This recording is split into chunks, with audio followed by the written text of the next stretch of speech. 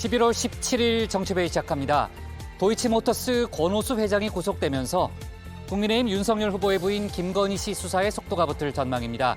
민주당은 주가 조작 가담이 확인되면 후보가 교체돼야 하는 중대 사안이라고 했는데요. 김 씨에 대해서는 개미 투자자들을 잡아먹는 악랄한 개미핥기란 표현까지 썼습니다. 한편 대장동 의혹을 수사 중인 검찰은 오늘 곽상도 전 의원의 주거지와 하나은행 본점을 압수수색했습니다.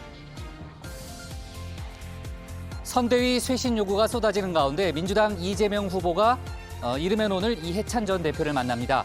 이 전 대표가 김종인 전 위원장의 대항마 역할을 맡게 될지 관심인데요. 오늘 국회를 찾은 양정철 전 원장은 선대위에 확실한 컨트롤 타워가 없다고 했습니다. 국민의힘은 선대위 구성에 속도를 내고 있는데 중도 확장 차원에서 김한길 전 민주당 대표의 합류가 유력하게 점쳐집니다. 단계적 일상회복 3주차에 접어든 상황에서 코로나 신규 확진자 수가 3,000명을 넘었습니다. 역대 두 번째로 큰 규모인데요. 위중증 환자 수도 500명을 넘었습니다. 정부는 오늘 백신 추가 접종 간격을 단축키로 했는데 기존 6개월에서 60대 이상은 4개월, 50대 이상은 5개월로 줄였습니다.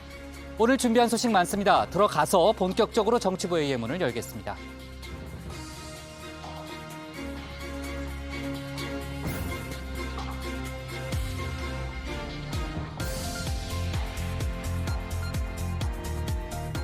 국가대표 정치뉴스쇼 정치회의 시작하겠습니다. 오늘 회의는 신체커 박마커, 류 실장, 조멘토, 백반장, 그리고 정치회의 애청자 정의원 분들과 함께하겠습니다. 속보 실시간 반영하면서 열어놓고 회의를 진행하죠. 네, 지금 화면에 보이진 않지만 물을 마시고 있는 신체커. 이제 물을 다 마셨으면 이제 나가서 발제 준비하면 되고요. 류 실장, 이제 내일이 수능이잖아요. 수험생들 마음이 얼마나 지금 두근두근 하겠습니까? 대선 후보들도 오늘 일제히 메시지를 냈죠. 네, 그렇습니다. 각 당 대선 주자들은 자신들의 학창 시절을 회고하면서 수험생들을 응원했습니다. 민주당 이재명 후보는 소년공 시절에 이 버스비가 없어서 걸어서 학원을 다녔고 죽을 힘을 다해서 공부했다는 일화를 공개하면서 수험생들에게는 쌓여온 시간과 자신을 믿으라고 했습니다. 국민의힘 윤석열 후보는 사법시험을 구수한 사람이라서 고독함을 안다면서 여기까지 온 것만 해도 모두들 인생의 히어로라고 했습니다. 안철수 심상정 후보도 메시지를 냈는데요. 허경영 후보는 조금만 참아라 이런 얘기를 했다는 거죠? 네, 그렇습니다. 허경영 후보는 본인이 대통령이 되면 수능을 폐지하고 한 과목만 시험을 볼 거니까 그때까지만 힘을 내라고 했습니다. 수능을 폐지할 거니까 그때까지만 참아라. 네. 다만 이제 전제는 본인이 대통령이 된다는 그런 전제인 거죠. 자, 내일 수능인데 코로나 상황이 많이 안 좋습니다. 그 얘기는 잠시 후에 해보는 걸로 하고요. 신혜원의 뉴스픽 5부터 오늘의 정치부회의 출발하겠습니다.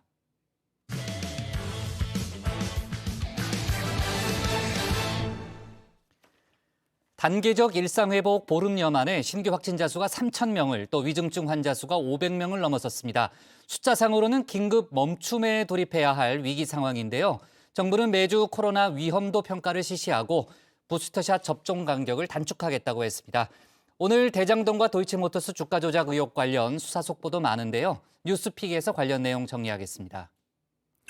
네, JTBC의 가장 빠른 저녁 종합 뉴스, 다정회의 문을 여는 뉴스픽 5입니다. 자, 오늘 준비한 픽은요. 한계선 뚫렸다. 빨라지는 수사시계. 사진은 찍어야지. 다시 돈 내세요. 그리고 결정은 대만이 이렇게 꼽았습니다. 자, 먼저 코로나 소식입니다.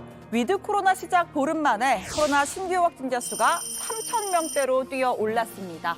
국내 발생 이래 두 번째로 많은 숫자인데요. 특히 고령층을 중심으로 돌파 감염, 위중증 환자 수가 빠르게 늘고 있습니다. 일상회복을 시작한 이후 전체적인 유행 규모가 증가하는 부분은 일정 부분 불가피하다고 판단하고 있습니다. 다만 확진 규모에 비해서 위중증 환자의 증가 속도가 상당히 빠르고 많은 상황입니다. 예방접종을 가장 먼저 실시한 집단이다 보니까 면역력이 떨어지는 문제가 네, 전국 현황을 자세히 짚어보겠습니다. 신규 확진자 수는 하루 만에 1,000명 넘게 급증한 3,187명이고요. 이로써 누적 확진자 수도 40만 명을 넘어섰습니다. 지역별로는 서울 단일 지역에서만 1,432명, 역대 최다고요. 수도권 전체로도 2,545명, 역대 최다입니다. 자, 위드 코로나의 핵심 지표, 위중증 환자 수도 보겠습니다. 정부가 안정적인 의료 대응이 가능하다고 한 마지노선이 500명인데 월요일에 471, 화요일에 495, 그리고 마의 수요일인 오늘 522명을 기록해서 이 한계선을 뚫었습니다. 이에 따라서 중환자 병상 확보에도 빨간불이 켜졌는데요. 서울 중환자 병상은 10곳 중에 8곳 이상이, 수도권은 8곳 가까이가 찼습니다. 위드 코로나 긴급 멈춤 기준은 75% 역시나 뚫렸습니다. 자, 정부는 어제 수도권 상급 종합병원장들을 모아서 추가 병상 확보를 주문했습니다. 하지만 현장에선 이미 늦었다, 환자 증가세가 더 빠른 데다가 환자를 돌볼 의료 인력이 이미 바닥났다라는 지적이 나오죠. 또 무작정 코로나 병상만 늘릴 수도 없는 게 암 환자 등 일반 중환자들 병상 자리가 그만큼 줄어들기 때문입니다. 코로나19 중환자 병상이 늘면 그만큼 일반 중환자가 병상 배정을 받지 못해서 병원들을 전전하다가 상태가 매우 악화되는 상황들을 볼 수 있는데 모두 이런 상황들 때문입니다. 여기에다 현재 집에서 치료를 받고 있는 코로나19 확진자 4천여 명도 영향을 받을 수 있습니다. 사용 중인 중환자 병상 수가 실제 위중증 환자 규모에 비해서 과다한 것으로 파악되고 있습니다. 상태 호전에 따른 전원 조치도 신속히 이루어질 수 있도록. 네, 중환자도 아닌데 중환자실에 있는 경우가 많다는 의미일까요? 자, 중환자급은 전적으로 전문가, 즉 의료진이 판단하는 게 맞겠죠. 자, 일단 이 숫자로만 보면 위드 코로나를 긴급 멈춤하는 게 맞습니다. 하지만 정부는 쉽게 결단을 내리지 못하고 있습니다. 자영업자들의 애로와 국민 여론을 고려하면 차마 다시 거리두기로 돌아가자 이불 떼기가 곤혹스러울 겁니다. 결국 이번에도 원칙과 기준보다는 정무적 판단에 무게를 실은 건데요. 앞선 거리두기에서도 이 기준상 단계를 올려야 했지만 하지 않고 버티다 확진자가 급증했던 선례가 있습니다. 정부가 정한 거리두기 기준안을 정부가 안 지키면서 자영업자들 규칙을 안 지키면 범하면 열흘간 영업 정지 한다 그러고 원 스트라이크 아웃 한다 그러고 상당히 가혹하게 하는데 상당히 이 책임을 피하면서 호도하는 것이 아닌가. 정부는 백신 추가 접종을 서두르고 있습니다. 원래 접종 완료 후 6개월 이후로 했던 지침을 60대 이상 고령층과 고위험군은 접종 완료 후 4개월, 그리고 50대 연령층은 5개월로 단축했습니다. 돌파 감염을 막기 위한 추가 접종도 시급합니다. 연말까지 추가 접종을 받게 되실 국민은 총 1,378만 명가량입니다. 당초 계획했던 인원의 2배를 훨씬 넘는 수준입니다. 네, 두 번째 픽으로 가보겠습니다. 빨라지는 수사 시계입니다. 자, 오늘 하루 종일 검경발 수사 속보가 쏟아졌습니다. 대장동과 고발사주, 도이치모터스 주가 조작까지 큰 틀에서는 차기 대선 주자들과 엮여있는 수사가 산더미인데요. 자, 먼저 대장동 수사와 관련해 검찰이 곽상도 전 의원의 자택과 사무실을 압수수색했습니다. 어떤 말씀을 드려도 불신이 거두어지지 않아서 국회의원으로 더 활동하기 어려워 의원직을 사퇴하고자 합니다. 이재명 후보가 직접 수익 구조를 설계했다고 하는 대장동 개발 사업의 몸통이 누구이고 7천억 원이 누구에게 귀속되었는지도 곧 밝혀질 것입니다. 네, 이미 예견된 수순이었습니다. 지난 11일 국회에서 곽 전 의원의 사직안이 통과됐고요. 국회의원 불체포 특권도 사라졌습니다. 검찰은 엿새 만에 곽 전 의원에 대한 압수수색, 즉 강제 수사에 돌입을 했고요. 곽 전 의원에게 뇌물 50억 원을 준 것으로 의심되는 화천대유 대주주 김만배 씨의 구속기한이 끝나기 전에 곽 전 의원을 직접 불러서 조사할 것으로 보입니다. 또 검찰은 화천대유와 컨소시엄을 구성하고 금융 주관을 맡았던 하나은행 본점에 부동산 금융 업무 및 프로젝트 파이낸싱 담당 부서도 압수수색했습니다. 저희는 기본이 퇴직금이 한 5억 정도로 책정이 돼 있는데요. 개인적인 프라이버시가 관련된 거라 말씀드리기 좀 곤란한데 그 산재를 입었어요, 그분이. 퇴직금이 액수가 상식 수준 이상이라는 지적이 있는데 어떻게 생각하세요? 지금도 이명 어지럼증 있어요? 화천대가 어떻게 알고 그 50억은 아버지에 대한 뇌물이 아니라는 입장이신가요? 상식적으로. 네, 이 대장동 의혹은 검경의 투트랙 수사가 진행 중이죠. 오늘 경기 남부경찰청 대장동 의혹 전담사팀이 최윤길 전 성남시의회 의장에 대한 압수수색을 벌였습니다. 최 전 의장은 화천대유에서 부회장으로 근무를 했죠. 자, 2013년 성남도시개발공사 설립 조례안에 성남시 의회 통과를 주도한 인물로 그 대가로 김만배 씨로부터 뇌물 30억 원을 약속받거나 일부 받았다는 혐의를 받고 있습니다. 경찰은 최 전 의장 휴대전화를 압수하고 화천대유 성과급 지급 자료를 확인하고 있습니다. 자, 이번에는 도이치모터스 주가 조작 의혹 수사 속보입니다. 사건의 몸통으로 지목된 이 권오수 회장에 대한 구속영장 어젯밤 늦게 발부됐습니다. 법원은 증거인멸에 우려가 있다고 판단했습니다. 또 권 회장의 지시를 받고 소위 선수 역할을 했던 이정필 씨도 지난 12일에 구속된 것으로 확인됐죠. 이른바 전주 의혹을 받는 국민의힘 윤석열 후보의 부인 김건희 씨에 대한 수사도 본격화될 거란 전망이 나오고 있습니다. 윤 부인은 공직자의 배우자로서 유일하게 공식적인 지위가 부여되고 대선 후보 못지않게 검증의 대상입니다. 김건희 씨의 주가 조작 적극 가담이 사실로 드러난다면 야당 대선 후보 부인이 선량한 개미들을 잡아먹는 악랄한 개미 할기였다는 것이 드러나게 될 것입니다. 반면에 윤석열 후보 측은 김건희 씨가 이정필을 소개받아서 투자한 건 맞지만 오히려 손해를 보고 거래를 끊었다라고 했습니다.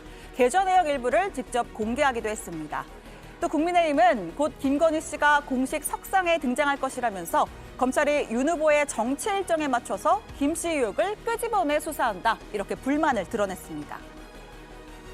그 윤석열 후보의 부인께서 사업을 하고 계시는 분이라서 좀 사회적으로는 굉장히 그 사교성도 있고 그렇다고 들었습니다. 온갖 없는 죄도 뒤집어 씌울 듯한 그런 기세로 수사가 진행되고 있는데 적절한 시기에 또 활동을 하지 않을까 생각합니다. 벌써 묵어도 한참 된 겁니다. 근데 이걸 갖다가 갑자기 지금 선거 임박해서 윤석열 후보가 정치를 시작을 하니까 끄집어내서 시작을 하는 거 아니겠습니까?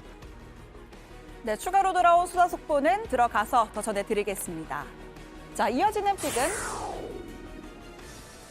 결정은 대만이 세 번째 픽입니다. 어제 원픽으로 다뤘었던 미국 바이든 대통령과 중국 시진핑 주석의 첫 정상회담, 말 그대로 팽팽한 긴장의 연속이었습니다.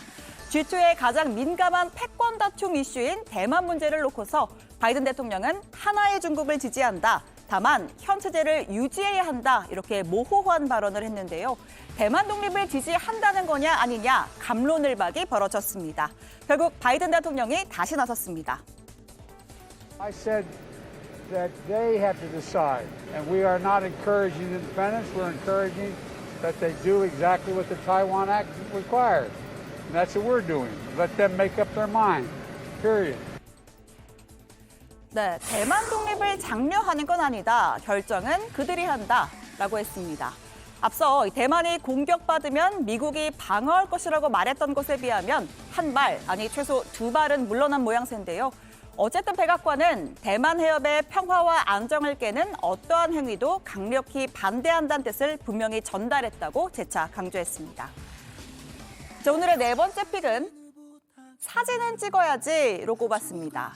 자, 지난 11일 국회에서 21대 국회의원 단체 기념사진을 촬영했습니다. 공교롭게도 국회 윤리위원회에 무소속 윤미향, 이상직, 박덕흠, 그리고 국민의힘 성일종 의원의 징계안이 올라간 날이기도 했는데요. 자, 이 반듯하게 자리한 국민의 대표 300명, 원리를 찾아라를 하는 심경으로 한 명 한 명 샅샅이 살펴봤습니다. 자, 여기에 국민의당 권은희 의원 앞에 성일종 국민의힘 의원이 있고요. 자, 그리고 또 혼자 마스크를 쓴 조경태 의원 옆에 박덕흠 의원 찾았습니다. 일단 이렇게 둘 찾았는데요. 자, 이상직, 윤미향 의원은 각각 이스타 횡령배임, 정의연 횡령배임 혐의로 재판도 받고 있습니다. 자, 이인영 통일부 장관 옆에 이상직 의원이 있었고요. 지금 이렇게 고민정 의원 옆에 윤미향 무소속 의원 찾았습니다. 자, 이렇게 4명 다 찾았는데요. 윤리위에 징계안이 올라도 사진은 찍는다. 특히 이상직 의원은 보석으로 막 출소한 상황인데 기념 촬영 빠질 수 없었나 봅니다. 자, 오늘의 마지막 픽, 다시 돈 내세요입니다. 자, 원래 유료라면 모를까 공짜인 걸 다시 돈 내세요 하면 당연히 시끌시끌하겠죠. 지금 일산대교의 상황이 딱 그렇습니다. 내일부터 일산대교를 지날 때 다시 통행료를 내야 합니다. 경기도민의 교통기본권 회복과 통행료 무료화를 위해서 일산대교의 공익처분을 추진하기로 결정했습니다. 네, 이재명 후보의 마지막 경기지사 시절 결제 사안인 일산대교 무료화에 법원이 제동을 건 겁니다. 일산대교 측의 재산권을 침해한다면서 대교 측의 집행정지 신청을 받아들인 건데요. 통행료 무료화 조치가 3주 만에 뒤집히면서 주민들은 혼란스럽다는 반응입니다. 자, 이에 경기도와 고양, 김포, 파주 등 3개시가 60억 원의 예산을 손실보상금으로 편성하겠다 협상에 나섰습니다. 일산대교의 운명 과연 어떻게 될까요? 자, 여러분은 어떤 소식을 오늘의 원픽으로 꼽으셨나요? 들어가서 이야기해보겠습니다. 뉴스픽 5였습니다. 네, 권오수 회장에 대한 구속영장이 발부되면서 이제 윤석열 후보의 부인 김건희 씨 턱밑까지 이제 수사가 와 있는 상황이고요.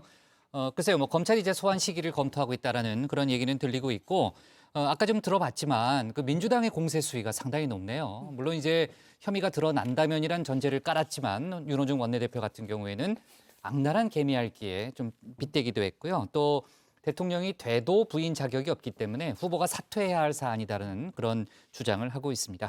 자, 관련한 속보 저희가 좀 계속해서 챙겨보고요. 코로나 상황이 심상치 않습니다. 지금 이제 위드 코로나 도입 약 보름여 만에 신규 확진자 수가 3,000명대로 좀 늘었고요. 조멘토 지금 위중증 환자 수도 계속 좀 늘고 있는데 500명을 넘어섰죠. 네, 그렇습니다. 추석 연휴 직후에 3,270명을 기록한 이후 53일 만에 역대 두 번째 최다 신규 확진자가 나왔는데요. 전체 3,187명입니다. 이 가운데 서울이 1,432명을 비롯해서 전체 80% 이상이 수도권에서 나왔습니다. 위중증 환자는 어제보다 27명 늘어서 552명이고요. 위중증 환자 수가 500명을 넘은 것도 처음 있는 일입니다. 네, 위중증 환자 수가 는다는 거는 그만큼 병상 확보가 어렵다는 얘기 아니에요? 유 실장? 네, 그렇습니다. 어제 오후 5시 기준으로 하면 이 전국 중환자 병상 가동률이 62.6%입니다. 수도권의 문제는 좀 더 심각한데요. 서울은 중환자 병상 가동률이 80%를 넘어섰고요. 수도권 전체로는 76.4%입니다.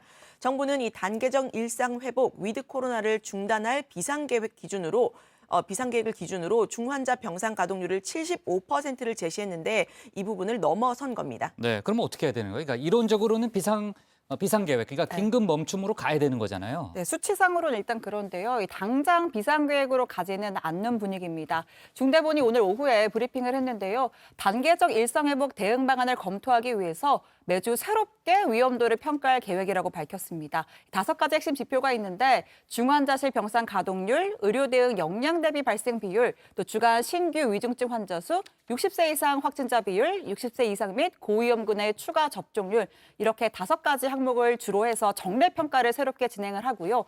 이 중환자 병상 가동률이 75% 이상일 때는 긴급 평가를 또 실시한다고 했는데 네. 이 평가까지 거친 뒤에 비상계획 조치 여부를 판단하겠다는 겁니다. 네. 그나저나 이제 내일이 수능이잖아요. 수험생들 걱정이 뭐 참 많을 텐데 유의해야 할 사항으로는 어떤 게 있어요, 박마커? 네, 전국 51만 수험생들 오늘 예비 소집 가서 수험표를 받아왔을 텐데요. 일단 기본 사항이 있습니다. 수험표에 적힌 선택 영역과 선택 과목이 본인이 선택한 내용과 일치하는지, 그리고 시험장과 시험실 위치도 정확히 확인을 해야 되겠죠. 또 내일 시험을 치러 가면 전원이 다 입실 전에 체온 체크를 해야 하니까 시간을 좀 넉넉하게 가는 게 좋을 것 같습니다. 또 시험 때는 꼭 마스크를 또 써야 하고요. 시험 중에는 칸막이는 필요 없지만 점심시간에는 감독관이 주는 칸막이를 받아서 설치하고 밥 먹고 나서 반납하면 된다고 합니다. 네, 현재 교육당국이 확인한 수험생 확진자가 101명이고요. 이 중에 실제 응시 의사를 밝힌 건 68명 정도라고 합니다. 자가격리 상태에서 시험을 치르는 인원도 한 105명 정도라고 하는데 확진자는 병원에서 그리고 격리자는 별도의 시험장에서 응시를 하고요. 만약에 시험 당일에 증상이 있다라고 해도 그걸 미리 알리고 별도의 시험장으로 가야 합니다. 자, 그리고 만약에 오늘 밤에 증상이 좀 있다라고 하면요. 전국 보건소가 밤 10시까지 연장 운영하니까 검사를 받는 게 좋겠습니다. 아, 오늘은 밤 10시까지 운영한다고요? 네, 연장입니다. 네. 자, 미국 제약회사 화이자가요, 먹는 치료제 긴급 사용 승인을 신청했다는 거죠? 네, 그렇습니다. 먹는 코로나19 치료제는 간편하게 복용하는 것만으로도 코로나19 확진자의 중증 악화를 막을 수 있습니다. 전 세계가 지금 위드 코로나로 가는 과정에서 입원자와 또 중환자 급증을 막아줄 것으로 기대가 되는데요. 코로나 백신을 개발한 화이자가 이번에는 먹는 치료제를 개발을 했고 바로 이 미국 식품의약국 FDA에 긴급 사용 승인도 신청을 했습니다. 화이자는 자사 치료제가 코로나 감염될 경우에 입원과 사망 확률을 89%까지 줄이는 것으로 나타났다고 밝혔고요. 또 화이자는 95개 저소득 국가에 한해서 자사의 코로나19 치료 알약의 복제약 제조를 허용하기로 했습니다. 그건 좋은 소식이네요. 그동안 이제 글로벌 제약회사가 갑질을 한다 뭐 이런 얘기도 참 많았는데 뭐 치료제 비익빈 부익분은 좀 줄어드는 그런 효과가 있을 걸로 보입니다. 우리나라 식약처가 미국 머크사의 먹는 치료제에 대한 긴급 사용 승인 심사에 착수했다는 거죠? 네, 그렇습니다. 김강립 식약처장은 오늘 질병관리청으로부터 머크사의 먹는 코로나19 치료제 몰누피라비르의 긴급 사용 승인을 요청받았다고 밝혔습니다. 안정성과 효과성 등을 확인하기 위한 기본 재료를 검토하고 긴급 사용 승인 여부를 결정할 것이라면서 이르면 연내에 결과가 나올 것이라고 전망을 했는데요. 지금까지 발표된 임상 결과를 보면 몰누피라비르를 코로나19 증상 발현 닷새 내에 투여할 경우에 입원과 사망 확률이 약 50%로 줄어든 것으로 나타났습니다. 네. 자, 보통 예전엔 이제 보통 수능 보면은 운영진들끼리 한번 시험도 보고 그러지 않았었어요? 네, 내일 제가 한번 준비해볼까요? 그래요? 신체크가 항상 1등 했었죠? 그렇죠. 네. 자, 신체크가 고른 오늘의 원픽은 뭡니까? 네, 오늘 원픽 이렇게 잡겠습니다. 코로나 한계선 뚫렸다. 신규 확진 3,000명, 위중증 500명 넘어입니다.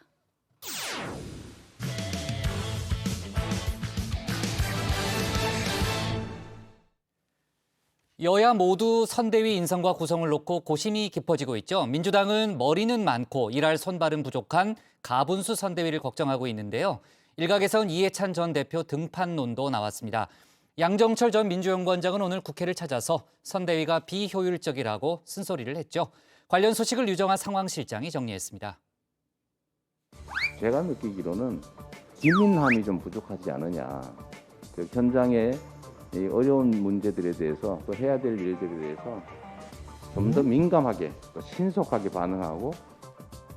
네, 민주당 선대위에 경고음이 켜졌죠. 당내 통합을 위해서 이 메머드급 선대위를 꾸렸는데 기민한 대응이 어렵다는 겁니다. 이런 반성이 나오는 이유 아마도 지지율 때문일 텐데요. 오늘자 미디어 토마토 여론조사에 따르면 민주당 이재명 후보가 34.8%, 국민의힘 윤석열 후보가 52.7%입니다. 17.9%포인트 차로 윤 후보가 앞서는데요. 지역별로 한번 살펴봤더니 이 광주, 전라 지역을 제외한 모든 지역에서 윤 후보가 앞서는 걸로 나타났습니다. 특히 이 후보의 지지 기반이죠. 경기, 인천에서도 이렇게 윤 후보가 앞서는데요. 서울의 경우에는 윤 후보가 더블 스코어에 가까워서 좀 더 격차가 벌어집니다. 일각에서는 이 서울의 여론을 근거로 해서 앞으로 지지율 격차가 더 커질 거다, 이런 분석도 나왔는데요. 서울은 여론 주도층이 많이 살고 있기에 서울 여론이 전국으로 퍼지는 경향이 있다. 서울 역시 선행 지표의 성격을 갖는다. 네, 위기감을 느낀 이재명 후보, 이해찬 전 대표와의 만남을 추진 중이라고 합니다. 이 전 대표 카리스마형 리더십으로 지난 대선과 총선의 승리를 이끌었죠. 국민의힘의 총괄 선대위원장으로 거론되는 이 여의도자를 김종인 전 비대위원장과 쌍벽을 이룰 거라는 그런 기대인 듯한데요. 이 전 대표는 민주당 20년 집권론을 주장한 바 있습니다. 완전히 뿌리를 내려서 흔들리지 않으려면 적어도 10년 이상, 20년 가까이 정책에 걸립니다. 안정된 정권이 재창출이 돼서. 네, 이해찬 전 대표와 더불어서 또 다른 구원투수라고 할까요? 여권의 책사로 불리는 양정철 전 민주연구원장은 오늘 국회를 찾았습니다. 비례의원과 영입 인재들을 만나는 비공개 간담회에서인데요. 선대위에 참여해달라 요청이 있는 건 사실이라면서 이렇게 말을 했습니다. 선대위에 우리 당 의원님들 다 고루고루 잘 참여하셨고 윤광로 선대위가 가동돼서 가고 있는데 굳이 제가 꼭 나서야 되나 하는 생각을 여전히 좀 갖고 있고요. 내부에서 위기다 이런 말도 나오고 있는데 매우 어려운 상황이죠. 매우 어려운 상황인데. 네, 그러니까 선대위 직접 참여에는 선을 그은 건데 이 양 전 원장 선대위 참여 여부는 중요하지 않다라고 하면서 이재명 후보와 수시로 소통하는 사이라고 말을 했습니다. 후보님하고는 저도 이런저런 필요하다 싶은 것들은 또 그 건의나 조언 드리고 또 후보님도 이런저런 답답한 거나 이런 게 있으시면 저한테 연락 주시고 하시기 때문에 후보님께 충분히 밖에서 조언을 해드리거나 자문이 되거나 혹은 제가 알아서 좀 힘이 돼드리고. 네, 이 상임 고문으로 이름을 올린 이해찬 전 대표 그리고 외곽에서 조언하고 있다는 양 전 원장. 이 두 사람 모두 선대위 직접 참여에는 좀 거리를 두고 있는 상황입니다. 당 내부에서도 이 설왕설래가 있는데요. 많은 선거 경험 그리고 친문 지지층 결집이 필요하다 이런 주장과 중도 확장성이 좀 떨어진다 이런 주장입니다. 국민의힘의 경우에는요. 김한길 전 민주당 대표 또 김영희 전 MBC PD 등 외부 인재 영입이 지금 거론이 되고 있죠. 이해찬 등판론에는 이 문재인 정부와 정책에서 차별화를 꾀하고 있는 이 후보 정작 인물 차별화는 하지 못하는 것 아니냐 이런 이야기도 나옵니다. 근데 이제 이해찬 선대위원장식으로 만약에 원톱 간판이 된다면은 아까 제가 말씀드린 그 정권 교체와 정권 재창출의 프레임을 조금 더 강화하는 느낌을 줄 수도 있을 거예요. 오랜 터줏대감 느낌의 그렇죠. 상징적인 그냥 인물. 민주당 사람, 문재인 정부부터의 이제 핵심, 딱 그게 더 강화되는 느낌도 있을 거예요. 네, 상임 선대위원장으로 이 선대위를 이끌고 있는 송영길 대표와의 역할 배분도 좀 쟁점이 될 수 있을 듯한데요. 송 대표는 과거 이해찬 전 대표의 20년 집권론에 대해서 이렇게 말한 적이 있습니다. 20년 집권론이 나왔을 때 저는 속으로 걱정을 했습니다. 왜냐하면 그게 하면 좋겠지만 국민의 눈에는 교만하고 오만하게 비춰질 수 있기 때문에 그렇습니다. 모든 게 겸손한 자세로 국민들에게 봉사하고 이걸 인정받아야 되는 거기 때문에. 네, 결국 키를 준 건 이 후보일 듯한데요. 지지층 결집이냐 아니면 중도 확장이냐 선거 전략의 갈림길에 선 셈입니다. 이 후보는 연일 정책 드라이브를 걸고 있는데요. 오늘은 기본주택 입법 논의를 여야 의원 모두에게 제안을 했습니다. 기본주택은 이 무주택자들이 저렴한 임대료로 30년 이상 살 수 있는 공공주택인데요. 이 후보의 핵심 공약 중에 하나죠. 여야 모두 지금 부동산 문제 해결을 주창하고 있는 상황에서 이번 정기국회 내에 이 법안을 논의해달라 촉구를 한 겁니다. 이 후보는 이 전국민 재난지원금 혹은 이 방역지원금도 이 국회 논의가 시급하다 드라이브를 걸고 있는데요. 내년 1월에 1인당 20만 원을 지급하는 안과 함께 지역화폐 확대 발행, 또 소상공인 손실보상까지 3대 패키지를 추진한다는 방침입니다. 재원은 19조에 달하는 초과세수죠. 기재부는 앞서 초과세수를 추계를 잘못했다면서 홍남기 경제부총리를 직격하는 모습을 보이기도 했습니다. 기재부가 한두 해 이걸 하는 것이 아니고 오래 이 데이터를 축적을 하고 예측을 하고 경기 상황을 보고 이렇게 해서 예측을 하는데 이게 세수 오차율이 15%를 넘는다는 것은 저는 예산을 가지고서 가치를 하는 것이다. 네, 이 여당 프리미엄을 얹고 가야 할 이 후보, 이 당정 간의 마찰, 지지율에 독이 될지 득이 될지는 좀 지켜봐야 할 듯하고요. 잠깐 이 대선 후보들의 2030 MZ세대 표심 잡기 행보를 전하는 맞아요 민지 코너 가보겠습니다. 저는 진행자 류민지인데요. 네, 이 후보 선대위 내 청년 플랫폼이 리스너 프로젝트를 시작한다고 밝혔습니다. 이 청년 플랫폼 아미를 겨냥한 걸까요? BTS의 노래에서 이름을 따온 다이너마이트 선대위라는 이름이 유력하게 거론된다고 합니다. 선대위 내부의 독립된 선대위로서 청년들의 이야기를 직접 후보와 소통한다고 하는데요. 이 리스너 프로젝트는 2030 청년들이 1만 명의 사람들을 직접 인터뷰를 하는 프로젝트입니다. 후보와 함께 공개 모집으로 모인 300여 명의 청년들이 시민 한 분 한 분의 이야기를 들으러 가는 프로젝트를 말합니다. 여기서 핵심은 그냥 듣는다가 아니라 들으러 간다입니다. 상대적으로 소외된 시민들의 이야기를 들으러 간다는 것이고요.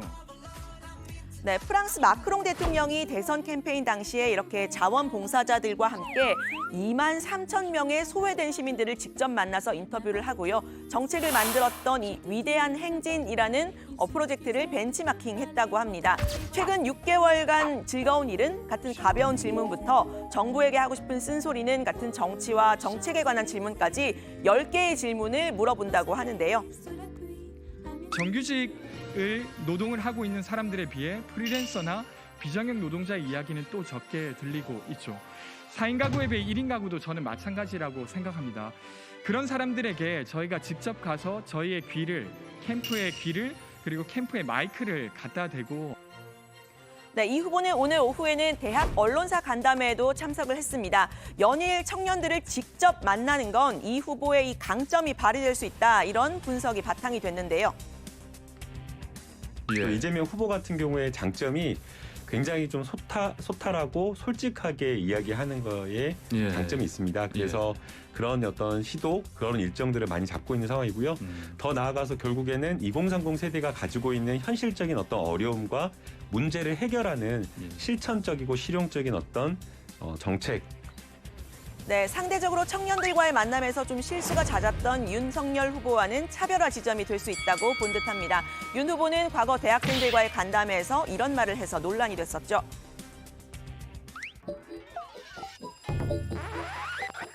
그러니까 사람이 이렇게 뭐 손발로 이런 노동으로 하는 그렇게 해갖고 되는 건 하나도 없죠. 그거는 이제 인도도 안 해. 저 아프리카나 이제 하는 것이고. 네, 이재명 후보는 이 선대위 쇄신과 관련한 고민을 하고 있죠. 오늘 국회를 방문한 양정철 전 민주연구원장은 후보만 죽어라 뛰고 있다면서 선대위 구성 그리고 의원들의 행태까지 강하게 비판했다고 합니다. 민주당은 이 후보 부인 김혜경 씨와 관련한 가짜뉴스를 유포했다면서 유튜브 가로세로 연구소와 네티즌 3명을 고발했는데요. 관련 소식까지 들어가서 자세히 이야기를 해보겠습니다. 오늘 발제는 이렇게 정리합니다. 이해찬 등판, 선대위 변화하게 하는 이재명, 마크롱 참고한 MG 표심 잡기. 네, 류 실장이 류민지를 아주 적극적으로 밀고 있네요. 오늘 명찰까지 새로 가져왔어요. 자, 오후에 나온 소식이죠. 아까 잠깐 이제 발언은 들어봤는데 양정철 전 민주연구원장이 오늘 국회를 찾았습니다. 선대위 체제, 현재 민주당 선대위 체제에 대해서 조심스럽게 말은 했지만 그 내용을 들어보면 상당히 좀 강한 그런 비판이 들어 있었는데. 선대위에 컨트롤 타워가 없다, 비효율적이다 이런 발언들을 쏟아냈죠. 네, 그렇습니다. 이 비례의원 영입인재 비공개 간담회를 마치고 나온 양정철 전 원장이 선대위의 컨트롤 타워와 책임과 권한이 모호하고 이 비효율적인 체제를 빨리 개선해야 한다라고 했습니다. 매우 심각한 위기의식을 갖는 것도 생각해야 한다라고 했는데요. 이해찬 전 대표 등판론에 대해선 본인이 언급할 사안이 아니라면서도 선대위 자체의 체계를 갖추는 게 중요하다라고 했습니다. 또 비공개 간담회에서는 선대위가 희한한 구조다. 권한과 책임이 모호하고 특기와 전문성 중심의 전진 배치가 아니라 철저한 선수 중심의 캠프 안배 끼워 맞추기 이렇게 혹평했습니다. 네, 양정철 전 원장이 이제 선거 경험이 많으니까 본인이 이제 비공개 간담회에서 상당히 많은 얘기를 쏟아낸 모양인데 어떻게 근데 그 비공개 간담회 내용도 또 공개가 된 모양이네요. 네, 동석했던 신현영 원내대변인이 내용을 아주 많이 소개를 했습니다. 국회의원들에 대한 쓴소리도 있었는데요. 모두 병들었는데 아무도 아프지 않았다라는 이성복 시인의 시 구절도 인용을 했습니다. 승리에 대한 절박함이 안 보인다. 저쪽, 그러니까 국민의힘과 너무 대비가 된다면서 의원들의 한가한 술자리도 많고 누구는 외유 나갈 생각을 한다. 이런 분위기는 참패한 2007년 이후에 처음 본다라고 했다고 합니다. 또 후보만 죽어라 뛰고 있다라는 말도 했다고 하고요. 후보만 죽어라 뛰고 있다. 네, 그렇습니다. 생계형 직업 정치인으로 동양벼슬이 되지 말라. 또 하찮은 패션이나 튀는 표현, 말장난으로 뜨려고 하는 스타일리스트형 정치인은 제발 되지 말라. 이런 말도 했다고 합니다. 네, 대선판도 분석을 했는데요. 이재명, 윤석열 후보 모두 국회의원 경력이 없고 스트롱맨이라는 공통점이 있다면서 이번 대선은 이른바 10년 주기설이 통하지 않는 선거라는 점을 강조했습니다. 정권 재창출에 무난하게 성공한 대통령이죠. 노태우, 김영삼, 박근혜 세 사람의 경우를 들면서 같은 당이지만 다른 당, 다른 대통령상을 연출했다고 짚었는데요. 다만 지금 현실에선 그게 가능할지 의문이라고 했습니다. 선거에선 늘 후보 확정 뒤에 과감한 중원 진출 전략을 구사해야 하는데 현재 이재명 후보와 민주당은 의제와 이슈 전혀 중도층 확보 전략이라고 보기 어렵다고도 했습니다. 앞으로 2, 3주가 고비가 될 거라고 합니다. 네. 양정철 원장 승리에 대한 절박함이 안 보인다. 의원들의 한가한 술자리도 많다. 이런 상당히 여러 가지 좀 강한 표현들을 썼는데 지금 이제 민주당은 후보만 죽어라 뛰고 있다. 이런 표현도 있었고요. 민주당은 이재명 후보의 정책 행보를 일단은 최대한 지원한다는 그런 방향을 세워놓고 있잖아요. 어제 이제 윤호중 원내대표도 이제 국정조사 관련한 얘기까지 꺼낸 상황인데 초과 세수를 기재부가 잘못 추산했다. 연일 문제 제기를 하고 있죠. 네, 민주당 윤호중 원내대표는 어제 의도적으로 잘못 추산했다면 국정조사감이라고 날 세웠는데요. 오늘도 초과 세수를 재원으로 일상회복지원금, 그러니까 지역화폐 확대, 소상공인 손실보상 확대 3대 패키지를 하겠다는 뜻을 밝혔습니다. 특히 예산국회가 2주밖에 안 남았다면서 이재명 후보의 전국민 재난지원금, 윤석열 후보의 소상공인 손실보상 50조 논의를 시작해야 한다고 야당을 압박했는데요. 들어보시죠. 50조 원 재난지원금을 후보가 공약으로 내걸었으면 뭔가 민생에 대해서 하는 척 신용이라도 해야 하는 것 아닌가 합니다. 야당 원내대표가 다른 말 한다고 슬그머니 발을 빼는 윤석열 후보의 모습도 좀 그렇습니다. 50조 공약은 그냥 해본 소리입니까? 네.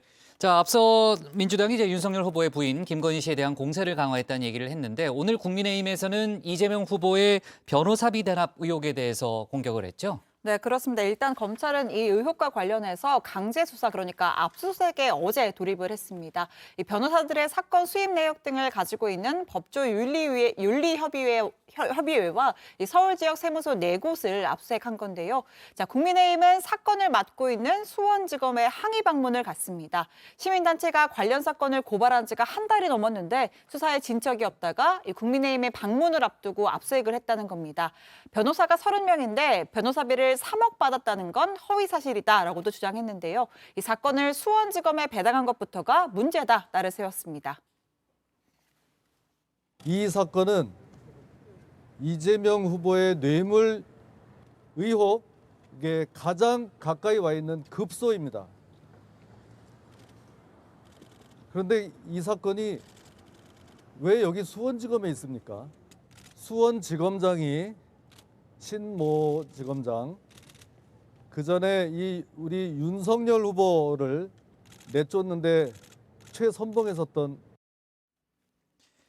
민주당은 이재명 후보의 부인 김혜경 씨의 가짜뉴스와 관련해서 적극적인 이제 공세를 펴고 있잖아요. 어제 가세연 등을 검찰에 고발을 했죠. 네, 그렇습니다. 유튜브 채널 가로세로 연구소 운영자 2명을 검찰에 고발을 했는데요. 이 후보의 부인 김혜경 씨의 낙상 사고를 두 사람 간의 다툼으로 인한 것처럼 날조했다면서 근거 없는 허위 사실을 방송을 통해 유포했다는 겁니다. 이와 별개로 선대위 온라인 소통 당장인 김남국 의원도 악의적인 가짜뉴스 유포 3건을 검찰에 고발했습니다. 지난 13일까지 479건의 가짜뉴스를 제보받았다고 합니다. 이러한 어떤 가짜뉴스가 굉장히 어떤 악의적이고 목적을 가지고 유포시킨 어떤 그런 정황이 있다라고 보고 굉장히 심각한 사안 몇 건을 골라서 3건을 골라서 지금 서울중앙지검에 고발장을 제출하려고 합니다. 지금 선거 과정 내내 계속해서 반복될 우려가 있는 매우 중대한 사안입니다.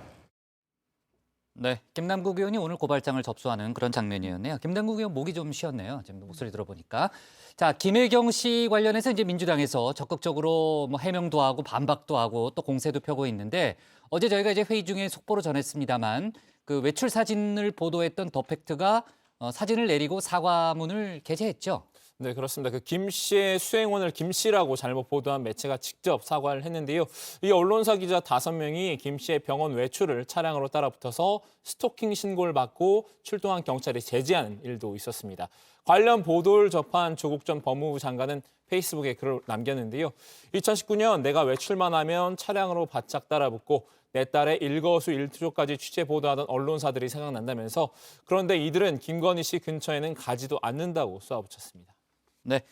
자, 그나저나 이제 이재명 후보가 오늘 이해찬 전 대표를 만난다는 그런 얘기는 있는데 아직 관련된 속보는 나오지 않고 있네요. 네, 류 실장이 좀 더 챙겨요. 네, 만난다는 보도가 나왔는데 네. 그 오늘 일정은 없다 이렇게 그래요? 부인을 했습니다. 네, 좋습니다. 밤에 또 만날 수도 있으니까 네. 방심하지 말고 예, 또 취재는 해요. 네. 자, 오늘 발제는 이렇게 정리하겠습니다. 이해찬 등판, 선대위 변학괴하는 이재명, 마크롱 참고한 MG 표심 잡기로 제목을 잡겠습니다.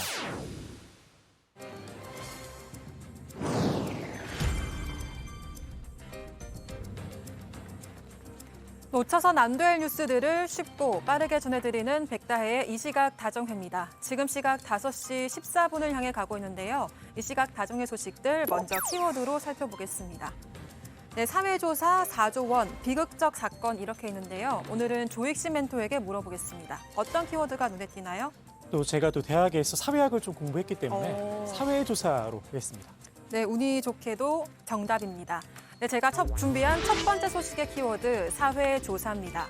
네, 우리나라 성인 10명 중 6명은 아무리 노력해도 사회적 계층 이동이 어렵다고 느끼는 것으로 나타났습니다. 특히 자신의 사회 경제적 위치가 낮다고 생각하는 사람일수록 계층 이동 가능성을 더 낮게 봤는데요. 이러한 사회 인식을 엿볼 수 있는 2021 사회조사가 오늘 통계청을 통해 공개됐습니다. 특히 이번 조사에서는 코로나19와 관련된 답변들이 눈길을 끌었습니다. 지난 1년 동안 해외 여행자는 1.1%로 2년 전보다 29.3%포인트나 급감했습니다. 스스로 방역 수칙을 잘 지켰다고 자평하는 응답자는 99%로 타인이 잘 지켰다는 응답인 92%보다 더 높았는데요. 한편 지난 1년 동안 책을 읽은 사람은 45.6%로 사회조사가 시행된 이후 처음으로 절반을 넘지 못했습니다. 다음 소식의 키워드는 4조 원입니다. 아랍에미리트가 우리나라가 만든 중거리 지대공 미사일을 구매할 계획이라고 밝혔습니다. 현지 시간으로 16일 아랍에미리트 국방부는 트위터를 통해 한국의 방공 체계인 엠셈을 들여올 계획이라고 발표했습니다. 계약 규모는 35억 달러 상당이라고 밝혔는데요. 우리 돈으로 약 4조 1천억 원입니다. 이 엠셈은 국방과학연구소가 주관하고 국내 방산업체가 개발한 탄도미사일 요격용 미사일입니다. 천궁의 개량형인 천궁2가 이번 수출 대상인데요. 최대 사거리는 40km로 고도 40km 이하로 접근하는 적 항공기와 미사일 요격에 동원됩니다. 현지 언론은 천궁이 세계에서 가장 진보한 중거리 방송 미사일 시스템 중 하나라고 소개했는데요. 계약이 성사된다면 아랍에미리트는 천궁을 구매한 첫 국가가 된다고 보도했습니다. 마지막 소식의 키워드 보겠습니다. 네, 비극적 사건입니다. 인도에서 16살 소녀가 6개월 동안 수백 명에게 강간당한 사실이 밝혀지면서 인도에서 만연한 성폭력 범죄에 대해 세계적인 공분이 일고 있습니다. 인도 아동복지위원회는 지브나와 노숙자 신세가 된 16살 소녀가 경찰 2명을 포함한 400명에게 강간당했다고 밝혔습니다. 피해자는 경찰 조사에서 13살에 자신을 성폭행한 33살의 남성과 강제로 결혼해야 했다고 말했습니다. 하지만 그를 피하기 위해 돌아간 집에서는 아버지조차 자신을 강간해 노숙 생활을 시작했다고 밝혔습니다. 인도의 여성운동가 요기타 바야나는 역사상 가장 비극적인 사건이라며 모든 범인에 대한 엄격한 조치를 원한다고 주장했습니다. 한편 지난해 인도에서는 강간 범죄가 2만 8천 건 이상 보고됐습니다. 전문가들은 피해자가 두려움 때문에 사건을 알리지 못한 경우도 많을 것이라고 전했습니다. 지금까지 이시각가정회 백다희였습니다. 네, 백관장 수고 많았고요. 다음은 조익신 멘토의 톡 쏘는 정치로 가겠습니다.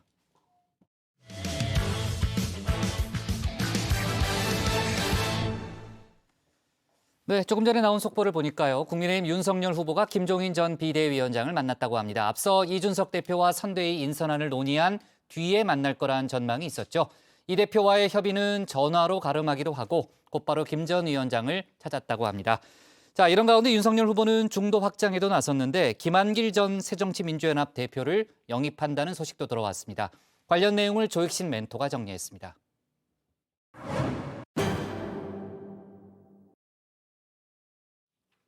말도 많고 탈도 많았던 국민의힘 선대위, 그 윤곽이 잡혀가고 있습니다.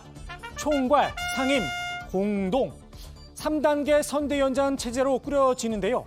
이변이 없는 한 원톱인 총괄 선대위원장은 김종인 전 비대위원장이 유력하다는 게 정론입니다. 다만 다른 자리들은 아직 유동적이라고 하는데요. 하마평이 무성하게 흘러나오고 있지만 발표가 나기 전까진 확정된 건 아니란 겁니다. 이 선대위원장 부분도 뭐 지금 통상적으로는 이제 총괄, 공동, 일반 위원장들 뭐 이렇게 있지만 과연 그게 그런 체제로 갈지 아니면 그 몇 명이나 될지 이런 부분들이 좀 확정됐다고 보기는 좀 어렵지 않겠나 하는 게 뭐 제 생각입니다. 전체 선대위 전체를 두고 새로 만들어가는 것이고 보통의 경우는 이미 그 직제가 있지 않습니까? 예. 거기에 누구를 포함시키느냐의 문제인데 이 경우는 그게 아니라 직제 자체를 만들어가는 것이니까 조금 조율하는 과정이 길어질 겁니다. 오늘 윤석열 후보와 이준석 대표가 인사안을 놓고 머리를 맞대기로 했었죠. 내일 윤석열 후보와 제가 상의를 하도록 되어 있고요. 그 이후에 저희가 그런 성안된 것을 가지고 김종인 위원장님과 최종적인 상의를 아마 할 수도 있을 것 같습니다. 윤석열 후보 이 대표와 만남은 전화로 가름하기로 하고 곧바로 김종인 전 비대위원장을 찾았습니다. 지난번 이 대표와 만남에서 의견을 한 차례 나눴었죠. 오늘 특별히 나눌 말이 없어 이 대표와 만남은 건너 뛰었다는 겁니다. 관심은 윤 후보와 김 전 위원장이 벌인 담판 내용인데요.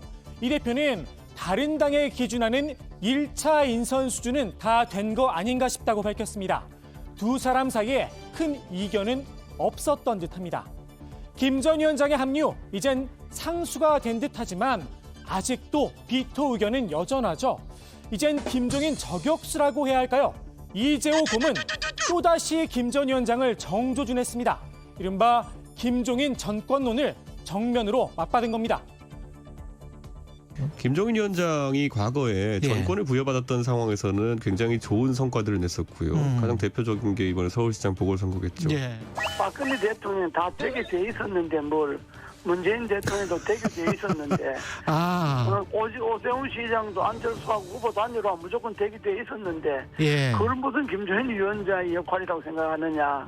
그거는 될 자리에 자기가 서 있는 것뿐이지 이렇게 말하는 사람도 있거든요. 굳이 이런 쓸데없는 소리도 함께 전했습니다. 지금 정치권의 가장 큰 자리 사냥꾼은 김종인이고 가장 큰 하이에나는 김종인이다. 이렇게 이야기하는 사람이 있어요. 흥분해갖고. 그러니까 쓸데없는 소리 하지 마라. 그 어른인데 그런 나이 80 넘은 어른인데 무슨 쓸데없는 소리 하냐고. 반면 김재원 최고위원의 생각은 조금 다릅니다. 오히려 김 전 위원장의 역할이 꼭 필요하다고 옹호했는데요. 한마디로 윤 후보가 이제 막 정치를 시작한 입당한 지 3개월밖에 안 된 초보라는 점을 감안해야 한다는 겁니다. 김종인 위원장이나 이준석 대표 역할이 훨씬 더 필요한 시점입니다. 박근혜 후보 자체가 워낙 또 그 장악력도 있고 카리스마도 있고 해서 강한 후보였죠, 굉장히. 그리고 그때 당시에는 뭐 보수 우파 진영 전체의 대표였기 때문에 지금과 같은 이런 뭐 의견 조율 절차가 필요하지 않았었거든요. 김 전 위원장이 특유의 지도력과 판단력으로 가르마를 좀 타줄 필요가 있다는 건데요. 김 전 위원장의 이 역할, 결국 분열의 씨앗이 될 수도 있다는 분석도 있죠.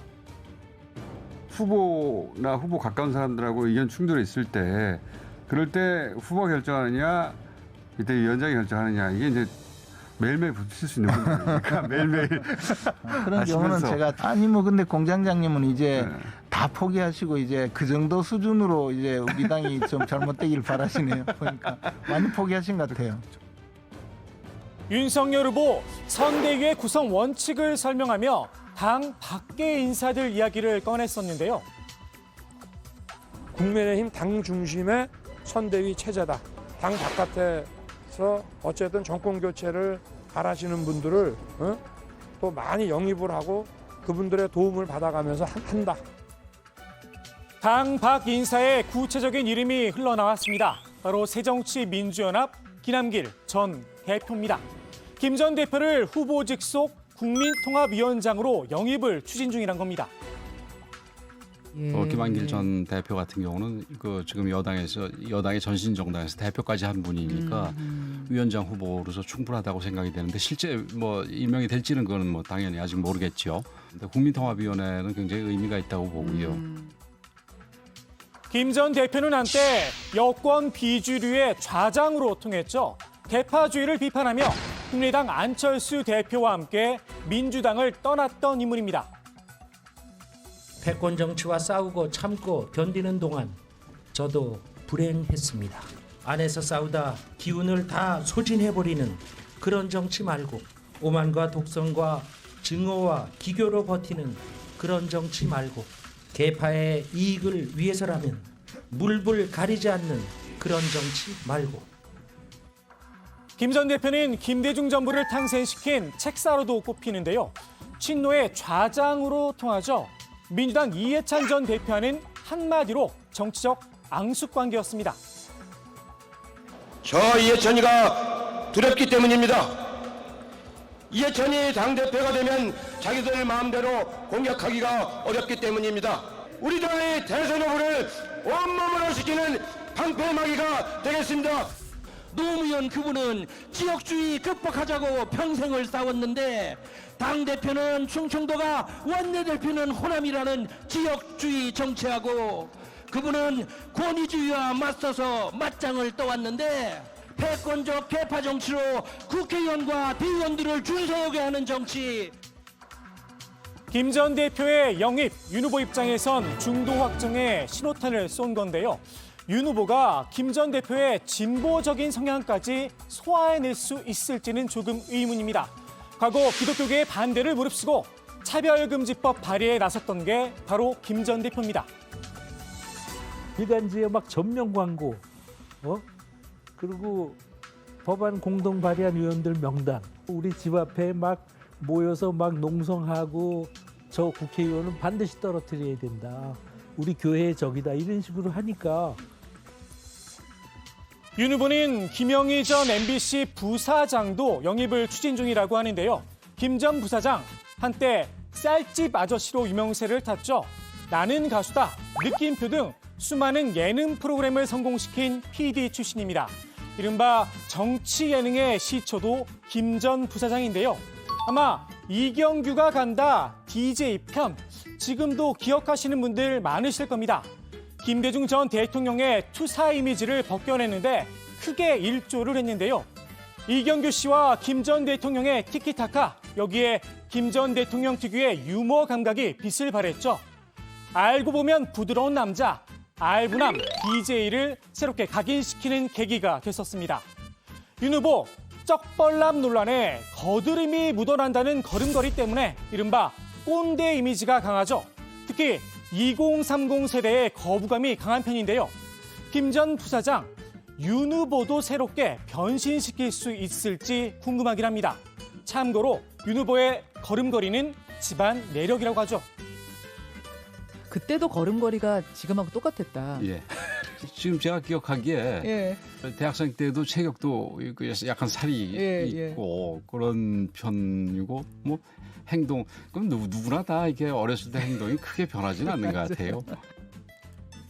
어렸을 때부터 몸에 밴 행동 쉽게 고쳐질까 싶기도 합니다. 오늘의 톡쏘는 한마디, 민주당의 촌평으로 정리합니다. 윤석열 후보는 저도 어제 이제 뭐 그 야구나 이렇게 봤는데 그 자리에서도 뭐 다리 이렇게 탁 벌리고 있더라고요. 네. 자, 앞서 시작할 때 이제 내일 수능을 앞두고 대선 후보들이 이제 메시지를 냈다고 얘기를 했는데 윤석열 후보가 본인의 이제 과거 경험을 얘기하면서 수험생들을 격려했죠.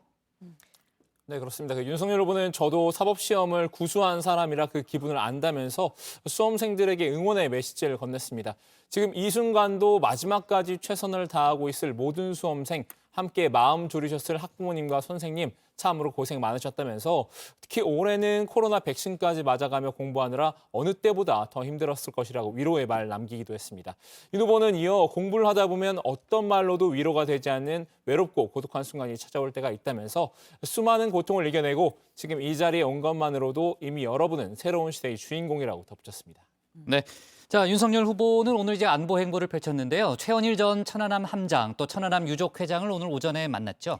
그렇습니다. 이 자리에서 윤석열 후보는 천안함은 북한 폭침이 분명하다면서 천안함 사건이 정치하게 된 이유 중 하나에 속한다고 했습니다. 정부의 태도가 이해가 가지 않는다 이렇게 날을 세우기도 했는데요. 직접 들어보시죠. 천안함 이건 피격 사건이고 또 우리 장병들이 북한의 고발에 의해서 희생이 된 것이고 저는 뭐 명확하게 그렇게 생각을 하고 있습니다. 뭐 우리나라 대부분의 사람들이 그렇게 생각하고 있는 겁니다. 네. 최원일 전 함장은 윤석열 후보를 지지한다는 입장에서 윤 후보를 만나러 온 건 아니라면서 대선 후보로서 천안함에 대한 명확한 입장을 듣고 싶었다고 말을 했습니다. 대통령이 되면 천안함 문제를 정치 논리로 끌어들이지 말아달라 이렇게 요청을 하기도 했습니다. 정치 논리로 진영 천안함을 믿으면 보수고 믿지 않으면 진보라고 이런 말도 안 되는 국론이 분열됐는데 혹시 나중에 집권하시면 이런 상황을 더 이상은 가지 않게 해주셔야지 저희가 희생된 우리 전우들이나 또 남아있는 장병들 또 고통받는 우리 유가족분들이 떳떳하게 살 수 있습니다. 네, 오늘이 이제 순국선열의 날이었잖아요. 그러니까 이제 대선 후보들이 또 안보 행보를 펼쳤는데 이재명 후보는 모든 국공립병원을 보훈 대상자 위탁병원으로 의무화하겠다라는 그런 또 공약을 발표하기도 했고요. 자, 윤석열 후보가 최근에 이제 러브콜을 보냈잖아요. 무소속 이용호 후보가 후보인가요? 전 의원이 이제 오늘 김종인 전 비대위원장 사무실 찾았다는 거죠. 네, 그렇습니다. 윤석열 후보의 총괄 선대위원장으로 사실상 결정이 됐습니다. 이용호 의원이 김종인 전 비대위원장의 사무실을 찾았는데요. 김 전 위원장과 선대위 합류 여부를 논의한 것으로 보입니다. 이 의원은 이달 말쯤에 본인의 거취를 결정하겠다고 했는데요. 자, 이 의원의 지역구가 전북 남원, 임실, 순창, 그러니까 호남 지역입니다. 앞서 이 의원은 그동안 민주당 입당을 타진해 왔었는데 7개월 동안 답변을 받지 못했다면서 최근에 복당 신청을 철회한 바 있습니다. 현 의원이죠. 제가 전 의원이라고 했네요. 자, 윤 후보가 오늘 이준석 대표와 선대위 인선안을 논의할 계획이었는데 조금 전에 이제 나온 속보, 이제 조멘토가 속보를 반영해서 발췌를 했는데 바로 김종인 전 위원장부터 만났다는 거죠. 그러니까 일부에서는 뭐 패식 논란도 얘기하고 뭐 그런 상황이 벌어졌죠. 네, 그렇습니다. 이준석 대표는 후보 일정이 시시각각 변하다 보니 전화상으로 다 이야기했다면서 선대위 인선에 관한 거의 대부분의 내용에 대해 동의를 해서 이견은 없는 상태라고 설명을 했습니다. 이준석 패싱 아니냐는 취재진의 질문에는 해석의 영역이고 제가 그렇게 보진 않고 있다고 선을 그었는데요. 이 대표는 오늘 지역 일정 가는 길에 윤 후보가 김 전 위원장을 먼저 만나 뵙겠다고 이야기를 했고 그 뒤에 제가 올라오면 이야기를 하자고까지 했다 이렇게 덧붙였습니다. 네, 윤석열 후보가 김종인 전 비대위원장부터 만난 거 이제 김종인 전 비대위원장이 뭐 사실상 이제 총괄 선대위원장으로 뭐 확정된 거 아니냐라는 그런 생각을 갖게 하는데 뭐 두 사람 간의 이제 만남 결과가 이제 중요하겠죠. 그건 저희가 뭐 잠시 후에 또 확인이 될 수도 있을 것 같고요. 그러니까 이제 총괄 선대위원장 자리는 결정이 된 것 같은데. 그 다른 자리들은 여전히 유동적이라고 봐야 되는 거죠? 네, 그렇습니다. 당내에서는 이제 구체적인 이름들이 거론되고 있기는 한데요. 그 상임선대위원장인 이준석 대표가 당연직으로 들어가게 되고 김병준 전 비대위원장의 합류가 검토되고 있다고 합니다. 또 공동선대위원장에는 나경원 전 의원과 원희룡 전 제주지사가 거론이 되고 있고요. 캠프의 실무자를 진두 지휘할 선대본부장 후보군으로는 주호영, 권영세, 윤상원 의원 등과 임태희 전 의원의 이름이 오르내리고 있습니다. 다만 윤석열 후보는 어제 발표가 나기 전까지는 확정되기 없다는 입장을 밝혔었죠. 오늘도 말을 아꼈습니다. 인사와 관련된 그런 뭐 후일담 이런 거는 전혀 믿지 마십시오.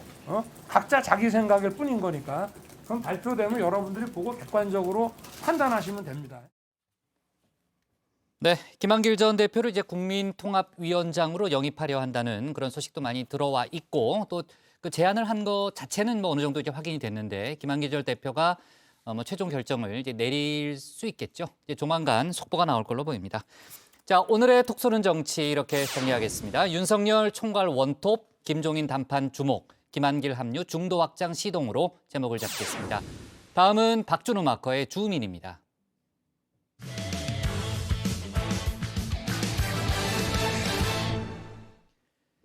여야 모두 원팀 선대위 만들기에 공을 들이고 있죠. 이재명 후보는 이낙연 전 대표가 좀 더 적극적으로 선거를 도와주길 바라는 마음일 텐데요.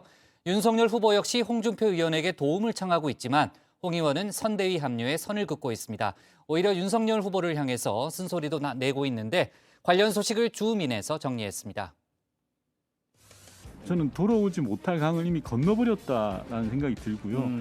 기계적인 결합은 뭐 어떻게든 뭐 이뤄낼 수 있는데 화학적 결합까지는 가능성이 전무하다라고 봅니다. 그러면 예를 들어서 경쟁 후보가 그러니까 마음을 비우고 선거운동에 뭐 뛰어들거나 협력하는 일은 별로 없을 거다 이렇게 보시는 겁니까? 예, 저는 뭐 불가능한 상황까지 가버린 거 아닌가 싶습니다.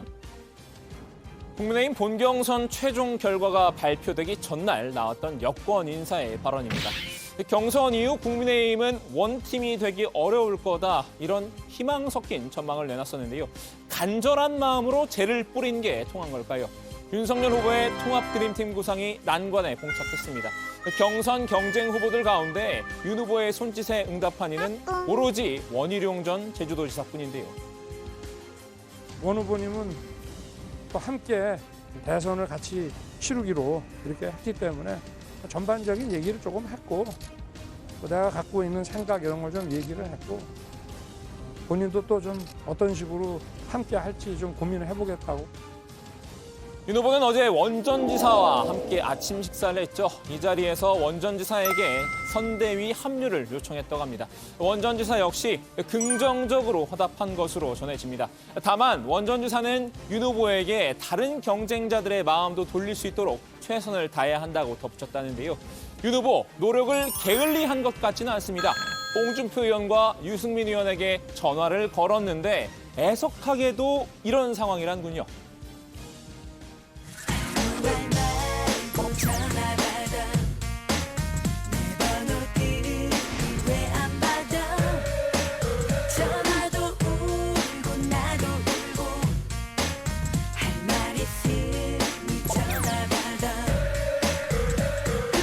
윤 후보는 두 후보와 아직 전화가 되지 않는다고 밝혔는데요. 특히 홍 의원은 조금 더 쉬겠다는 생각이신 것 같다고 전했습니다. 유승민 전 의원은 자맹 중이긴 하지만요. 홍 의원은 사실 전화 받을 시간이 없는 것 같습니다. 윤 후보 못지않게 활발히 활동 중인데요. 자신이 만든 청년의 꿈이라는 온라인 플랫폼에 거의 24시간 상주하는 분위기입니다. 청년의 꿈이 오픈 사흘 만에 1000만 페이지 뷰를 돌파했다고 하죠. 홍 의원은 이곳에서 무야홍을 외쳤던 2030들과 소통하면서 속마음을 털어내고 있는데요. 여기서는 눈치를 보지 않고 대선판에 대한 생각을 직설적으로 표출한 겁니다. 최근 글을 보면요. 죄송합니다. 1000배, 10,000배 사죄 드립니다라는 내용이 있습니다. 대체 뭐가 죄송하다는 걸까요?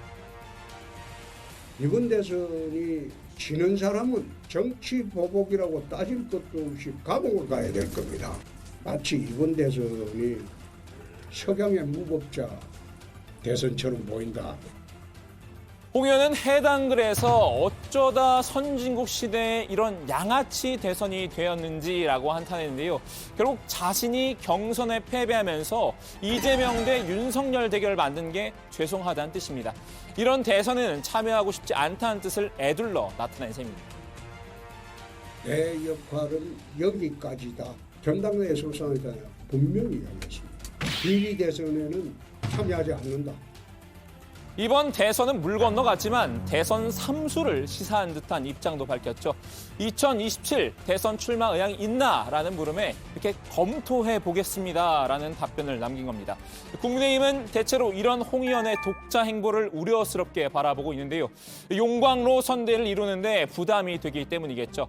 물론 정신승리법으로 대응하는 분도 계시긴 합니다.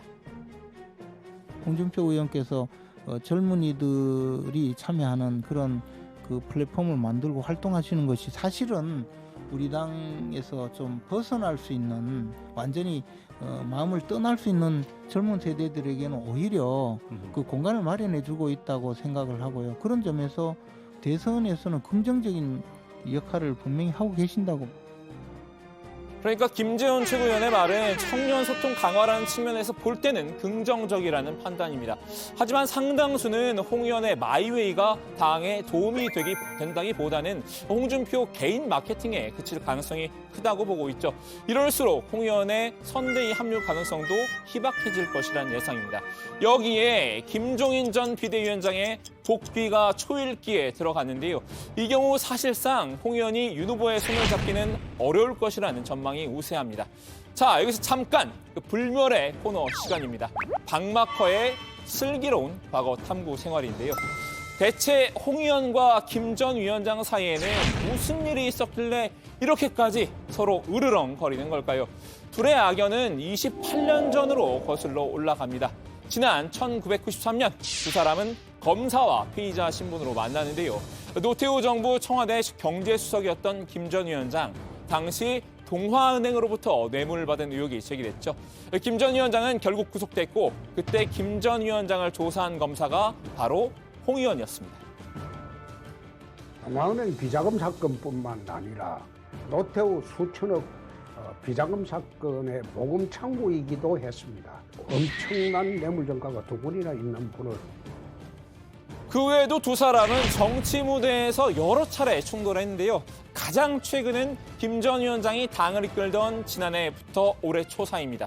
김 전 위원장이 비대위원장으로 재임하는 동안 홍 의원은 끝내 복당을 하지 못했죠. 김 전 위원장이 물러나자 홍 의원도 그제야 복당을 신청했는데요. 무소속 야인 생활의 책임을 김 전 위원장에게 돌리기도 했습니다. 개인적인 악연이 있었던 사람이 당을 이끌고 있었기 때문에 복당 신청서를 내지 않았는데 그 이후에도 대선 재수에 나선 홍 의원과 김 전 위원장 간에 또다시 신경전이 펼쳐졌습니다. 홍준표 후보가 그런 말 하더라고요. 쌍욕하는 대통령과 막말하는 대통령 중에서 국민들이 누구를 찍겠냐. 그런 얘기를 한다는 거는 유권자를 무시하는 소리지. 옛날에 사로잡혀가지고서 어리석은 생각은 하지 말고 일반 국민이 생각하기에 내년 대선은 이재명 민주당 후보래 윤석열 후보에 아마 경쟁이 될 거라고 생각하고 있기 때문에 또 한 분의 도사가 나왔네. 그렇게 바라는 거겠죠. 최근엔 홍 의원이 김 전 위원장을 향해 아날로그 시대에나 토하는 분이라고 혹평하기도 했었죠. 이런 상황에서 홍 의원이 김 전 위원장이 이끄는 선대위에 들어가기는 아무래도 쉽지 않을 것 같긴 합니다. 홍 의원, 청년의 꿈에서도 선대위에 합류하지 않겠다는 의사를 간접적으로 드러낸 바 있습니다. 윤석열과 하태경이 물에 빠지면 누구부터 구하겠냐 이런 질문이 올라왔는데요. 여기에 나는 수영 못해요. 이렇게 7글자로 답변했습니다. 아무도 구해주고 싶지 않다는 의미인 것 같은데요. 반면에 같은 질문을 받았지만 어느 한쪽을 택한 분도 있습니다. 두 사람이 동시에 물에 빠졌어요. 이낙연 전 민주당 대표, 추미애 전 법무부 장관. 제가 차라리 물에 빠지겠습니다. 인간적으로나 뭐 개인적으로 판단할 일이 아니고 정치 구도를 생각하면 우리 이낙연 총리님을 먼저 건져드려야 될 것 같습니다. 이재명 후보도 최근 윤 후보와 비슷한 고민에 빠졌습니다. 이 후보 명락대첩의 경선 후유증으로 컨벤션 효과를 누리지 못했다는 평가죠. 문을 걸어 잠갔던 이 전 대표의 마음을 여는 데까지는 성공했는데요. 민주당에는 민주당만의 내부 문화가 있습니다. 경쟁할 때 경쟁해도 하나 될 때는 하나 됐습니다. 두 사람 이렇게 손까지 잡았지만요. 물리적 결합이 화학적 결합으로 나아가지는 못하고 있습니다. 이 전 대표가 적극적으로 움직이지 않고 있기 때문입니다. 도움이 절실한 이 후보가 더 다가갈 수밖에 없을 텐데요. 지난 1일에 이어 어제 이낙연계 의원들과 함께 두 번째 저녁 식사를 했습니다. 이 자리에서 한마음으로 도와줄 것을 호소했다고 합니다. 그래도 세상사는 공평한가 봅니다. 고맙게도 구해주진 않았지만 혼자 힘으로 물에서 빠져나온 분이 대신 팔을 걷어붙였습니다. 이런 분들이 잘못 조언을 하면은 나라가 엉터리로 가는데 이 윤 후보는 그걸 가려낼 수 있는 실력이 없어요. 참모도 그러고 지도자도 무식하고 하면 어떻게 나라가 굴러가겠습니까? 네, 주민이 선정한 오늘의 인물 홍준표 의원과 이낙연 전 민주당 대표였는데요. 여야가 진정한 원팀 선대위를 이루기 위해 역할을 해줄 키맨들이죠. 이미 경선에서 탈락하긴 했지만 여전히 존재감을 떨치고 있는 분들인 만큼 주민에서 앞으로 종종 소식 전해드리겠습니다. 자, 오늘 주민 한마디 정리합니다. 여야 화학적 결합 골몰, 홍준표는 마이웨이, 이낙연은 반망. 네, 이재명 민주당 후보가 이제 어제도 이제 이낙연계 의원들과 만찬을 하고 두 번째죠. 지난 1일에도 한번 했었는데 상당히 공을 들이고 있습니다. 아무래도 이제 이낙연 전 대표가 직접 뭐 지원을 해주기를 상당히 바라고 있을 텐데요. 자, 이낙연 전 대표 아직은 공개석상에 모습을 드러내고 있지 않은데 어떤 선택을 하겠죠. 또 대선 임박하에 가고 있으니까요. 홍준표 의원은 오늘 선대위에 합류할 뜻이 없음을 다시 한번 분명히 한 분위기인데요. 페이스북에 백의종군 의사를 재차 밝혔다는 거죠. 그렇습니다. 홍 의원은 오늘 조만간 출범할 윤석열 후보의 선대 합류에 관련해 평당원으로 백의종군하기로 했으니 더 이상 논쟁은 없었으면 한다 이렇게 밝혔습니다. 지난 경선 흥행으로 이미 제 역할을 다 했다고 거듭 말씀드리다고도 했는데요. 홍 의원은 이 나이에 누구처럼 몸값 흥정하는 사람은 아니다. 평소 살아온 방식대로 살아가는 사람일 뿐이라면서 모두 힘을 합쳐서 정권 교체를 해야 한다는 데는 동의한다 이렇게 밝혔습니다. 네. 글쎄요, 뭐 누구처럼 몸값을 흥정한다는 거는 아무래도 김종인 전 비대위원장을 지칭하는 거 아닌가라는 그런 해석이 가능할 것 같은데, 자, 뭐 어쨌든 본인에 대해서 김 전 위원장과 좀 비교하는 그런 발언을 한 걸로 보입니다. 자, 청년의 꿈 활동에 그야말로 올인하는 이제 그런 분위기인데, 뭐 인상적인 질문 답변이 참 많았잖아요. 아까 박마커가 보는 것 같은데 어떤 내용들이 올라왔어요? 그 청년의 꿈 게시판을 제가 직접 들어 살펴봤는데 그 윤석열 후보가 대통령이 될 경우 어떻게 생각하냐 이런 질문이 올라왔습니다. 홍 의원은 대한민국만 불행해진다라고 답했습니다. 윤 후보의 국정 운영 능력을 불신하는 모습인데요. 다만 그러면서도 홍 의원은 정권 교체에 대한 뚜렷한 의지를 드러냈습니다. 윤석열과 국민의힘이 내년 3월 9일 패망하면 우리는 무엇을 해야 할까라는 질문엔 그렇게 안 돼야 할 것이라고 단호히 답했습니다. 네, 그리고 만약 윤 후보와 이재명 후보의 지지율이 급격하게 떨어져서 제3지대가 치고 올라면 홍 의원님의 움직임이 있으실까라는 질문도 있었는데요. 자, 그에 대해서 홍 의원은 그래도 당을 지킨다 이렇게 밝혔습니다. 홍 의원은 오늘 오전 페이스북에 올린 글에서 청년의 꿈을 거론하면서 청년들과 온라인뿐 아니라 오프라인에서도 만나서 소통하겠다라고 얘기했고요. 자, 국장 그런데 아까 박마커 발제를 보니까 혹시 네. 국장도 보셨어요? 뭐요? 요새 2030에게 봤어요, 핫한 봤어요. 주현영 기자 있거든요. 알아요. 저도 한번 S 뭐 국장께 거기. 네, 질문을 드려보겠습니다. 네, 국장, 제가 질문 하나 드려도 되겠습니까? 뭔데요? 아유, 또 약간 오버하는 것 같은데 뭐 짧게만 해봐요. 뭔데요? 네, 잠시 네. 네, 국장은 저랑 류민지 실장이 물에 빠지면 누굴 먼저 구하시겠습니까? 참 답답하네. 이거 어떡하지? 이제 근데 저는 뭐 누구를 구할 만큼 수용을 잘 못해가지고요. 조멘토나 박마커를 투입해야죠. 네. 뭐 저는 고민의 여지 없이 신체커입니다. 류 뭐시기요? 누구요? 누구? 류민지 실장. 류민지. 그분은 뭐 제가 초면이어가 누군지 전혀 모르는 분이라 구할 수가 류민지 없고, 옆에 예. 있잖아요. 누구요? 예? 네, 류민지 실장 바로 저 문학소녀 류민지입니다. 네, 알았어요. 조멘토가 이렇게 말씀하실 것 같아가지고 제가 이 패널도 준비했는데 맞아요, 류민지 이렇게 네. 준비를 좀 해봤고요. 자, 알았습니다. 뭐 그냥 아무도 안 구하고 각자 알아서 나오는 걸로 그렇게 정리하고 갈게요. 자, 회의에 집중합시다. 안철수 대표, 국민의당 안철수 후보도 뭐 상당히 많은 이제 공약을 내놓고 있잖아요. 이제 오늘도 이제 추가 공약을 내놨는데 이재명 후보나 윤석열 후보가 당선이 되면은 내전이 일어날 수도 있다 이런 표현을 썼죠. 네, 그렇습니다. 류민지 실장이 좀 전해드리면요. 안 후보는 이 거대 양당 후보 둘 중 한 사람이 당선이 되면 지난 5년은 비교가 안 될 정도로 분열이 돼서 내전이 일어날 수 있다. 이렇게 경고를 했습니다. 자신이 진보와 보수 양 진영으로 갈라진 나라를 통합할 수 있는 유일한 후보라는 점을 강조하는 과정에서 이제 이런 말이 나온 건데요. 안 후보는 이재명, 윤석열 둘 중 한 사람이 대통령이 되면 한 명은 감옥에 가야 한다. 이런 홍준표 의원의 발언을 거론을 하면서 저도 동의를 한다. 지금 서로 감옥 보낸다고 벼르고 있지 않느냐라고 했습니다. 그러면 내전이 될 거고 국민 통합은 불가능하다라고 진단을 한 겁니다. 안 후보는 국민 통합이라는 게 다 용서한다, 다 모여라 이런 게 아니다. 법을 어긴 사람은 단호하게 처벌해야 국민 통합이 되는 것이라면서 그래서 저는 법을 어긴 사람에 대해선 검찰 출신보다 더 단호할 수 있다라고 결의를 나타내기도 했습니다. 한편 안 후보는 대선 출마 선언 때부터 단일화는 없다라고 배수진을 쳤는데요. 안 후보는 이번 대선 구도는 제3지대 후보가 승리할 가능성이 높은 여건으로 보고 있습니다. 안 후보 본인은 제1지대라고 표현하고 있는데요. 거대 양당 모두에 대한 실망과 분노가 쌓여 있는 데다 양당 후보에 대한 신뢰마저 바닥이라는 이유에서입니다. 네.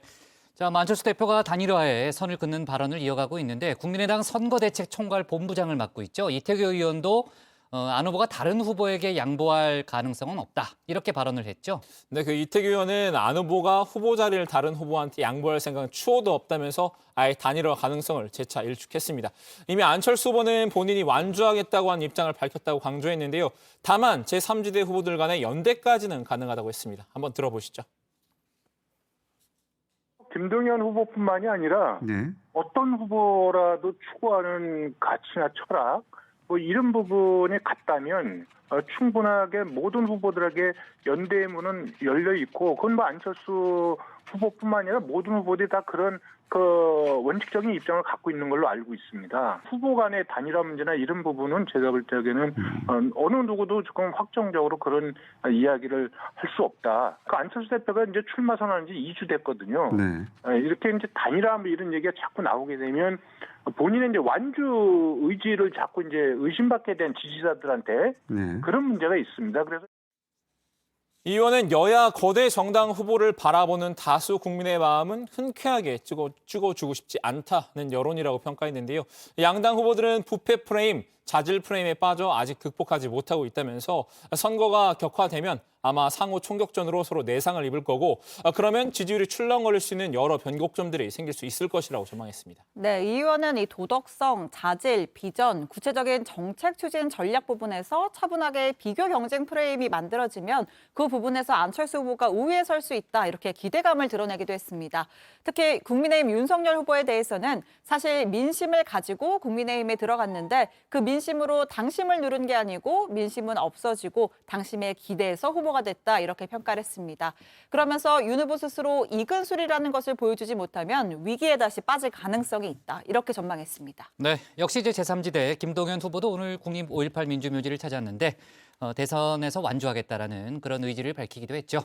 오늘 주민 제목 이렇게 정리하겠습니다. 홍준표 선대위 합류 선 긋고 마이웨이, 관망하는 이낙연으로 제목을 잡겠습니다. 네, 오늘 정치부에는 여기까지입니다. 백반장 왔네요. 그래요. 뭐 할 얘기 없죠? 정치부회의 사랑합니다. 네, 알았습니다. 좋습니다. 사랑하는 정치부회의, 저희는 내일 오후 4시 반에 다시 찾아뵙겠습니다. 아니, 너무 영혼이 없는 거 아니에요? 유근진 합의를 그만. 로봇처럼 최종혁 얘기하는데? 전 반장이 유민주 화이팅이라고. 유민주 화이팅. 네.